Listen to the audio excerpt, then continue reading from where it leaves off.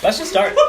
Well, you know what? This is actually all of this pointless conversation is a perfect lead-in because we're going to talk about Ecclesiastes, and chapter 1, verse 2 literally starts with everything is meaningless. Everything is meaningless. And then that phrase is repeated roughly 30 times throughout the next 12 chapters. So that's fun. Has anybody read Ecclesiastes before? I have. It sucks. Has anybody found themselves clinically depressed after reading Ecclesiastes? So much. I had so many questions to ask myself that I never got answers to. So I'm glad you're talking about it. Oh, I'm not here to have all the answers, Lindsay. As in-depth as I have tried to study it. We know you have that smart guy syndrome that Derek has. I do not think that I am the smartest person in the room. In fact, I specifically take issue with the idea that anybody would think that they're the smartest person in the room. Fair enough. Because I think it's difficult to measure intelligence. And I think that as a society, we put a lot of value, whether we should or not, into the idea of intelligence. And as a result of that value, I think it is wrong to sit there and assume that any one person is better or less than someone else. In terms of worth and value, that's absolutely true. But in terms of intelligence, there's a specific form of measurement for it. So, like... But here's the problem. That measuring stick can be put up against anything. But that measuring stick is also a man-created measuring stick, and is the issue with education within our society. A lot of people are not. We're on a completely different subject, but I think this is what we're talking about. Let's dig into this further. I'm just saying. So promoting people for being smarter rather than being more hardworking. I think that. Creative. I don't want to. I agree. It's impossible for me to say that literally everybody has the ability to be equally intelligent, but I think that a lot of people have the ability to be more intelligent than the education that they've been given. Sure. And the format that they have been taught. I agree with that. Like, anyone can become more intelligent. Yeah. Idealistically, I would like to think that all people have the ability to be, of equal intelligence in some sense, but there's nothing innately biblical about that, and therefore I can't say that that is true. But in an ideal world, yes. Right. I'm just saying, I don't like it when I don't like it. First of all, when somebody is like, I am smarter than this other person. I agree. And I like it even less when somebody is like, I am dumber than this other person, because I think that means that they don't see their own self-worth sometimes. Sure. So. What if that person is a turkey? Could you in fact be smarter than that person? Well, would you ever describe a turkey as a person? Yes. Or would you ever describe a person as a turkey? My mom does. Absolutely. I do that all the time. Well, sure. A lot of people might call Jonathan a turkey. But I think that has more to do with the quirkiness of Jonathan than the actual size of his brain. You have a turkey, that's funny. No, but I'm thinking of somebody who does. So the context, Grant, Okay. The for context. that whole intelligent thing. Well, you were here. He was here, yeah. Were you here? He was literally there. I was there. Oh, I was there, but I don't really remember the full context. Well, Jen, whenever we were... Oh, when you first started dating, you told her. Yeah. Well, she asked. Yeah, she was like, you're one of the people who think this and so I was being clever. Wait, what? You were being smart? You were being smart? Okay. Okay. So the story is, whenever Jen and I first started talking, she I don't remember how it came up, but she had asked something to the effect of, "You're not one of those guys who thinks you're the smartest person in the room, are you?" I said, "No, I'm not one of those guys. I know that I'm typically the smartest person in the room." And did she laugh, or did she just stare at you in disdain? Well, it was well, first of all, it was not in person. It was a message. So Was this before you went on the first date? Oh, okay. Maybe. I don't know. You can look it up, probably. Yeah, okay. But that was the conversation. So it was just a joke. Yeah. But It was like It's not a joke. really funny. It's a joke, To me. but it's not a joke. Did you laugh when you were sending the message? I was like, oh, it's so good. I love it. It's like when he says it out loud, he's kind of joking, but on the inside, he actually like, kind of believes it. Yeah. Yeah. That's funny. Underneath that hat Well, is so, behind and those I also glasses. said, like, whether I am or not, I would never want anyone to know that I think that or to think that I am. Well, it's a I good thing know. we've got a YouTube. That's true. I Now know. the entire world knows. Well, like, only 4 people even watch this video, so it doesn't really matter. But it was never my intention. Like, if I would have known how much of a ribbing I would have gotten for saying that, I would have never said it. You should have known. Listen, we're not ribbing you. It's just a really fun meme, and we enjoy poking pretty fun I at know, you. but it makes me You feel see, you see me myself. like taking Making sure 5 everyone minutes to knows. attack you morally. Huh. But I think in a way this is actually somewhat related to Ecclesiastes, and maybe it's more along the lines of like perhaps we shouldn't put so much value into the idea of intelligence I agree. as maybe I'm doing. Yeah, Derek, you're and not more and valuable society than us. certainly does. I agree. But in that like this is written supposedly, or at least most people believe, by King Solomon, who is, biblically speaking, like the wisest man who ever lived. And this is definitely like a wisdom literature book. Definitely. And he says like several times throughout the book, like, wisdom is also pointless or meaningless. Yeah. He says like many different things are meaningless, and wisdom being one of those things that the world puts a lot of stock and value in. It's one of those things that he lists as being very meaningless. Yeah. He also talks about like the value of wisdom, but then like even at the end of like saying like this is why wisdom is good, he concludes it with wisdom is meaningless. Right. Well, being good and valuable is different than something being purposeful.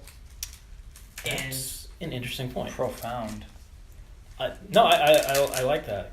But so he can say things like, yes, this is important to have and you need to use it, and it's good to be this way, and then at the end of the day he can say, but at the end of the day you're all going to die anyways.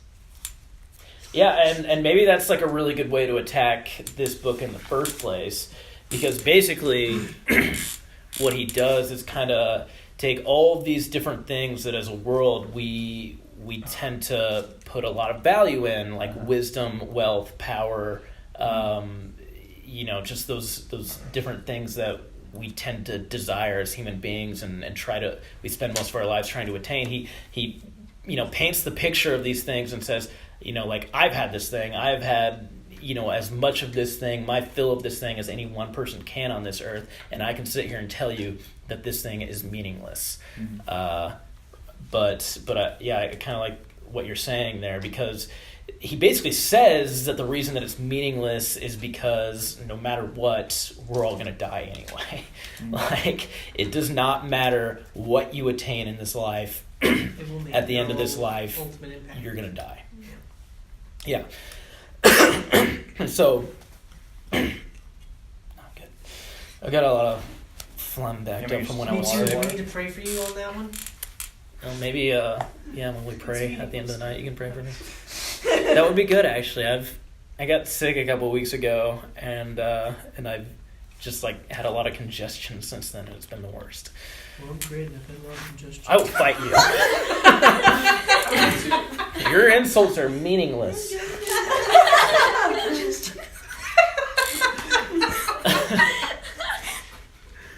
But I'm just gonna give you like kind of some of the cliff notes on this book, I guess, and hopefully we can have some more good conversation about it. Meaningful conversations, but at the end they will be meaningless. So maybe more purposeful conversation. Boom. But like what he kind of is trying to do with this book, at least from what I can gather, is he's kind of concerned with figuring out like what are we supposed to do with this life, because at the end of the day, if Solomon's like the wisest man who ever lived, then we can, in some sense conclude that like this is the pinnacle of human wisdom, and he basically says like we have no idea, like, or we cannot ever know for sure anyway of like what happens after this life. Of course, like the Bible teaches us to have faith that there is more to come after this life. But, as far as like what we know, as far as human wisdom can give us, there's no way that we could possibly know literally what's going to happen after we die. All we know is this life right here and right now, right? So with all of that being said, what is it that we're supposed to do with this life? And I think that that's what Solomon kind of set out to figure out when he wrote down this book, or when somebody wrote it for him, whatever. And so then in a way, this book basically... What you pointed out there is actually really interesting, because being a king, he would have been smart enough to write it himself, but also being a king, he probably would have had somebody else write it for him while he's talking about it. And I'm just imagining the scribe sitting here like, what? Well, the reason I say this that guy's actually... like, he's going to a dark place while he's writing this down. He's like... Oh my gosh, I don't understand anything this guy is saying, but I am so sad right now. He's like crying, I don't know what this is, but... He had to have several people write it for him. You can because stop now. nobody could finish it. So many tears. No, Alright, you can stop now, scribe. I know. no one scribe could finish it. Can I? What'll it mean? I don't know. Well, side note, I guess the only reason I say that was because as I was reading this, I was like, I don't think he like sat down and wrote this at the end of this life. Like, I think this is a like accumulation of a lot of his wisdom throughout his life, and I think like there's like some like a diary. There's a couple of different verses in there where it says like, and then the teacher says, and then goes back into quotation marks and like continues like the wisdom in there. So like to me that suggests that like somebody else perhaps after his life like wrote down sort of the wisdom of Solomon and was like, and this is what the teacher taught us, It's the scribe. Yeah, it's probably It was him. I don't know. That's all speculation, is really neither here nor there, but still interesting tidbit, I suppose. But anyway, so all that being said, like him kind of looking for like how can we live like our most meaningful life, I think that this book basically then provides in some form or fashion instructions for how we can live a meaningful, purposeful, and joyful life, because he talks a lot about joy as well.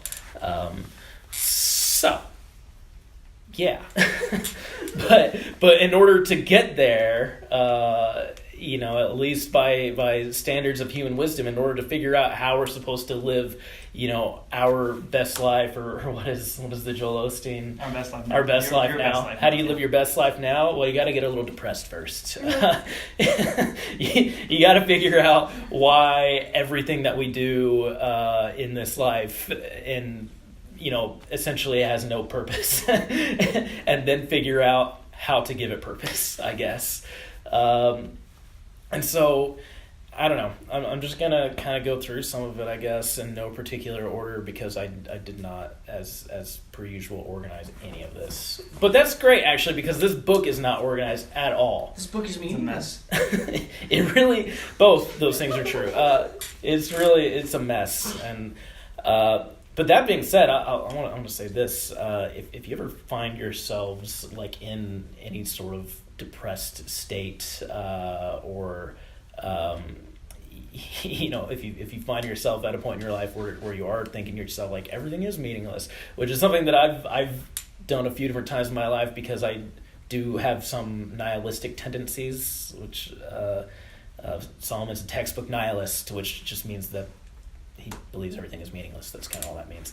But anyway, if you ever find yourself in that position in life, I think that is the time when Ecclesiastes is such a good book to read, because I think Solomon was probably a really depressed person too, and he will, in a really confusing way, at the end of the book, he does kind of come to a conclusion, and he comes from this place of saying, this everything's meaningless, and kind of concludes with, but here's why it's like worth living or whatever, right? So just keep that in mind if you're ever depressed. Anyway, I don't really know what else to say right now. I've got other stuff, just don't really know where to go from there. Jonathan, say something. So I want Jonathan to say something. there, I have two thoughts. Sorry, go ahead. I'm gonna interject whenever I remember them. Okay. Yeah. Well, so at some point in the book, actually a few different times in the book, because he jumps around so much, when he's, he'll talk about how meaningless, points X, Y, and Z are, and then he'll say, so all I can really conclude is just try to find whatever makes you happy. Do the things that make you happy. Enjoy food and drink and enjoy the fruits of your labor. He says that a few different times, but then he'll usually make a note of saying something to the degree of but know that you're not going to find any true fulfillment beside God. God is the only thing that is going to bring you true fulfillment and purpose in this life. He also spends 2 whole chapters talking about why we should enjoy our youth, and while we're young, do the things that we want to do, which I think is interesting. I think it's something that maybe we don't talk about a whole lot in the church, because we talk about live this life for God and do the things that God asks you to do, and Solomon is consistent with that line of thinking as well, and that's obviously a good thing for us to be taught. But I think at the same time, Solomon makes this point of saying but also go do the things that you want to do, because I think that we all have desires in our hearts that God has put there. So it's do it while we're young. That portion of the book is written towards us and not Derek specifically. Sure. Yeah. You're young too. I'm 24, okay? I am young. Oh, never mind. Oh, fight you, Emma. That's the desire of my heart, and I'm going to do it because God put it there. But take that with a certain grain of salt that lines up with Scripture. But yes, go fulfill the desires of your heart, and let's do it while we're young. Don't wait till tomorrow. Go do the things that God wants you to do. Right? You got anything? Yeah. So I remember the 2 things. So number 1, going back to that conversation we were having earlier about smart people and intelligence and all that, arguably. Okay, so you take the moment where Solomon asked for wisdom. Mm-hmm. In that moment, God said you can have whatever you want, and he asked for wisdom. So as a child, as a young man, that was his value system. This is what was important to him. And then here we are, 3,000, 4,000 years later, 5,000, however many, I don't know. And those types, the people that just crave knowledge, and who are those people now? I'm asking. Amongst us? Yeah. Not who, but what type of people are those? The ones that are craving knowledge and who value intelligence, who value that kind of a thing. Leaders. Okay. Leaders. Who are the people that value intelligence? Is Yeah. that your question? Who? Intelligent people. Well, okay. So CIA. teachers value learning. Teachers value imparting. Right. But I think about smart, intelligent type of people, and they have the hardest time believing the Bible. They have a really hard time taking the word and believing it and saying this is truth, because I don't need to know all the details. I can say God is real, God is God, and I don't need to understand everything. They say, no, I need to understand everything, or God can't be real. And of course, a lot of atheism and different belief systems kind of stem from this knowledge is everything. And so that's one thing. You look at Solomon, and he craved this knowledge, but when it was all said and done, he didn't lose his faith. he lost his desire to learn. He lost his desire for wisdom because, like, he spent his life doing all this stuff. I just find that really interesting. That, I mean, that's not necessarily fact-based. This is just like my thesis, we'll say. Mm-hmm. That these intelligent people, or wise people, whatever. I think there's a difference between But how the Bible at least defines wisdom versus intelligence. But they might not have even had a term. Whatever. It doesn't really. Well, Whatever. because I don't. like, that's not an argument I want to get into anyway. yeah. But But the whole also, idea- Jonathan, start arguing it. The whole idea, though, is that God doesn't often work on that realm. Like, he's not an intelligence-based God. He's a heart and spirit God. And so like, anyway, that was one thing. Second thing, it is said, Grant, the theologian, that every book in the Bible does one thing. Mm-hmm. Do you know what that one thing is? Nope, never heard of this. Well, I mean, sorry. The whole Bible points to one thing. Yes. Jesus. So, in what way is Ecclesiastes pointing to Jesus? This is not like he has the answer. This is a, let's talk about it. No, that's an Is he interesting meaning? question. Let's talk about it. Is Jesus the meaning?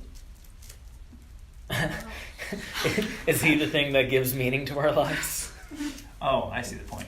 I was like, are you making the words backwards to make it sound? But I see Meaning now. the Jesus? What are you guys saying? I mean, back in the day, all he had was the prophecies, right? And Mhm. Solomon was Solomon in Jesus' line?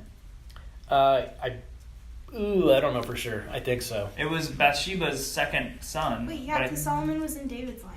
Well, yes, yeah, right. but that He had doesn't. a But lot of different. several people were in David's But it was Oh. Solomon. It was. He had different brothers. Solomon had different brothers. And But- things like Right, that. okay. Jesus' line was David's second born, first to Bathsheba.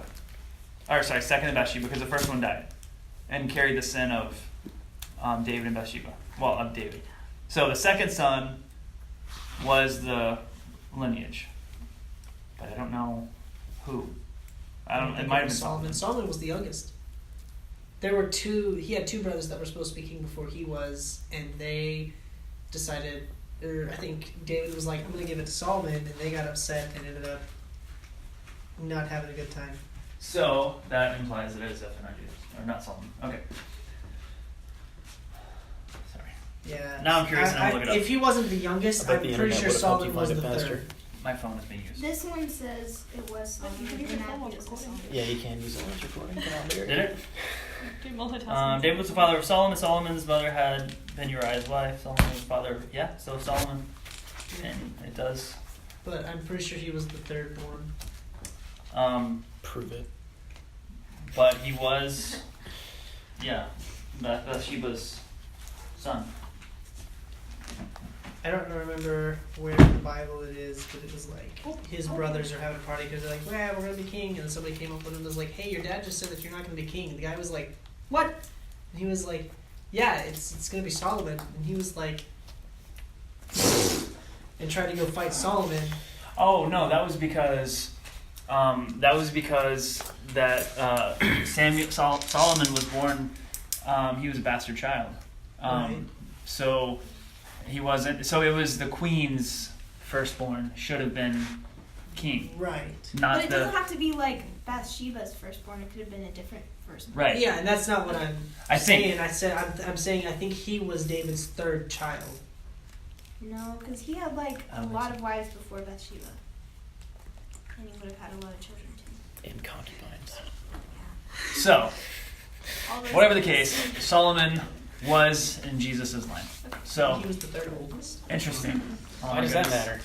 I don't know. I just remember there were two above him, and they were like, But what does that have to do Stop with them that. being in Jesus' line? "It doesn't." I'm just. No, stop. No, I don't want anything. You're falling asleep. I This is know. so interesting. It's riveting. How dare you fall asleep while I'm It's talking? riveting. Because I wake up Are you at not 3:30. engaged? You're not enjoying yourself? Oh, I am definitely Go to doing sleep it. right That's so now. funny. Go Do it home. again. Woke up That's at where 3:30. My No. gosh, I woke up at like 9 today. Wow. Wow. So At least you woke up at like 2:30 in the afternoon. Okay, I woke up there The awake reason for why like 2 I was hours. late is And because then I woke up at 7:45 because I forgot that I had to be here at 8:30 instead of like leave at 8:30. So I woke up at 7:45 and I got ready in 20 minutes. I woke up and Solid. thought 20 minutes, Thursday. girl. I And get I was up- like, oh, close to the when I go to weekend. school, I wake up I got So- to work and 8:10, somebody mentioned and it was then I Wednesday, and I leave at went, 8:15. Well, And I the get weekend up is in meaningless. 5 minutes. It's meaningless. I get to sleep. That's the winning. That's the. What has this conversation become? What's going on? I know it's really off I track. know, but talking on the wisdom thing, Yeah. that specifically, I've got another note about that. Yeah. So I think, so he says it's meaningless, but he also talks about like its purposefulness, we'll say, in this life sometimes, and then like he like in random chapters he'll just like spew out like random like Proverbs-esque wisdom, like Yeah. it feels like you're reading a chapter of Proverbs all of a sudden. But anyway, if I can try to make sense of that to you guys, as far as I understand it, I think like the value of wisdom in this life is he had a proverb in there in Ecclesiastes that I thought was a pretty good example of what wisdom is, which is like, okay, it's really difficult to chop wood with a dull axe. Mm-mm. So what do? Sharpen the axe. Sharpen the you axe. get different wood. Boom, wisdom. Obviously. Like that's wisdom simplified. Is just to like have the wisdom to say like, this axe isn't cutting this wood very well. Perhaps I should sharpen it. Because if you didn't know any better, then you would just be like, man, this sucks, and just keep going at it. You might not even think about how much this sucks. You can just. Sure. Go on. But I think Solomon's like issue with it, and the reason that he says it's meaningless is because he has spent his whole life putting perhaps more value into wisdom than any other thing because he is the wise king, right? And he's like even states at certain points like I set out at my life to prove like how important wisdom is and how how foolishness leads to destruction and whatever. But at the end of the day, I'll die and the fool will die, and we have the same fate. And it doesn't matter how wise I am, I can't stop it. We will end up 10 feet in the ground. Yeah, and he also concludes that like wisdom is still limited to this world in the sense that like we can't find out the larger purposes of God using wisdom, and we cannot know the absolute meaning of human existence with wisdom.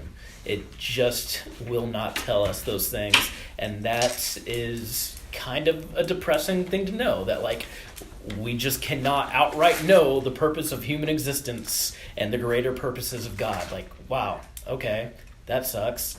But I think the value in understanding that, and this is something that maybe is a little more applicable to us right now, is I think we have a tendency, especially in Christianity, to think about the afterlife, to think about like, oh boy, when I die and I'm in heaven and I'm going to get to do all these cool things with God. And we like to think about prophecy. We like to talk about the book of Revelation and say like, oh, what does this thing mean? But like, honestly, like go read the book of Revelation sometime, like without somebody telling you like, this is what this means and this is what this means. Like go read it on your own with your own just intelligence. Dude. It makes no sense. It I literally tried reading doesn't. that in 3rd grade. No. And every teacher's like respective interpretation of it doesn't matter. By the way, don't worry about what they have to say because they're probably wrong. And the reason I say that is because there's prophecy about Jesus in the Old Testament about like this is who Jesus is going to be, and then there was like 100 different teachers over the course of several hundred years that were like, this is what this interprets to be, and all of them were dead wrong about who Jesus was going to be. So like whatever. Anyway, my point is to say we like to think about the future and we like to think about like what's going to happen after this life, and basically what Solomon tells us is like, don't worry about that. Like you can't know what is going to happen tomorrow, and while it's important to be prudent and to be prepared for things of tomorrow, live your life right now. Don't wait till tomorrow to do the things that you're supposed to do. Like enjoy the things that you have because you don't know what's going to be taken away. And let's live for now. Like wake up tomorrow and start thinking to yourself, like, today is the day. Like, I'm going to do something important today, Does that make sense? Definitely. Yeah. So it kind of goes against what we talked about last week. Oh, you suck. Last So week we talked about money. yeah, don't treat your money this way. Well, okay. Don't treat your money this way. That's very different. It's very different. Derek, none of us were even thinking about that. Oh, okay, good. None of us were going, this goes against what Derek told us to do. I was Everyone was thinking like, that. obviously within reason. Okay, good. Oh, Yeah, man. great word. I just bought Tim Tebow's new book, which makes me feel silly saying that out loud. I haven't read it yet, but I know that like the thesis based on reading the back of the book, and the reason why I bought it is he's kind of talking about that subject specifically is like, why wait till tomorrow? Like if you've got something on your heart, go do it today. Quit waiting. And I'm like, okay, yeah, like I feel like this is something that I need to read right now. So I'll let you guys know how that goes. Yeah, Yeah. I love it. Grant, I feel like that's a word for you. I love it. So good. Something weird's happening. Is there more plastic in your mouth? What more? You're an idiot! Oh my gosh! He felt the desire on his heart to do it, and he was like, I'm not going to wait till tomorrow. No, Doing this right now. She's been taking my trash away and I'm tired of it. What? You're tired of her taking your trash away? So, in defiance, I ate the wrapper for this toothpick, and she goes, eat this, and held up the bag that had other trash in it, and I went, I don't want to be a disruption. So I was waiting for you to get done talking before I shoved it all in my mouth. It's premeditated chaos. So, guys, what wisdom can we gain from what just happened here? Well, Jonathan lives. It was meaningless. He lives Just like in everything every else. moment, but also the next one. Yeah. It's good. I'm Jonathan and I live every moment else in the next So my favorite, like, the thing that sticks out to me the most about Ecclesiastes is his kids. Like, I feel like he hates his children. one. Solomon, What's that? do you remember? In Yeah, reading the 'cause, book, he knows that. He knows he's like, I'm not going to leave it to my kids. What? Oh. Like, they're the worst. Okay. Oh. Well, Oh. he never says they're the worst. He just No. says, like, you don't know how, like, the How they're people... gonna- yeah. You don't know what they're going to do with your money. He's like when you die... Not just your money, but, like, the things that you leave to them. He's like, Right. when you die, you don't get to take your things with you. You have to leave it to somebody. And you don't know what they're going to do with it. Like, they might just waste the whole thing and not treat it how I would want it to be treated. Right. And there's nothing I can do about it. Right. It's meaningless. It's meaningless. Yeah. That Like, seems man, to be one of the bigger He did issues not that he raise has his with kids death. well. But they're probably really smart. Oh, I'm sure. So intelligent. It's very valuable. Maybe to the point that they didn't even believe in God, but whatever. Oh, man. So funny. Yeah. I don't know. Ecclesiastes has like a ton of like random wisdom in it, and there's a couple of main points that I think I've kind of summed up for you. But it's worth a read. You'll be depressed by the end of it, but you'll learn a lot. There's so much to take away from it, and there's no way we can cover it all tonight. But I feel like we've talked about some good stuff, and it seems like a good place to close.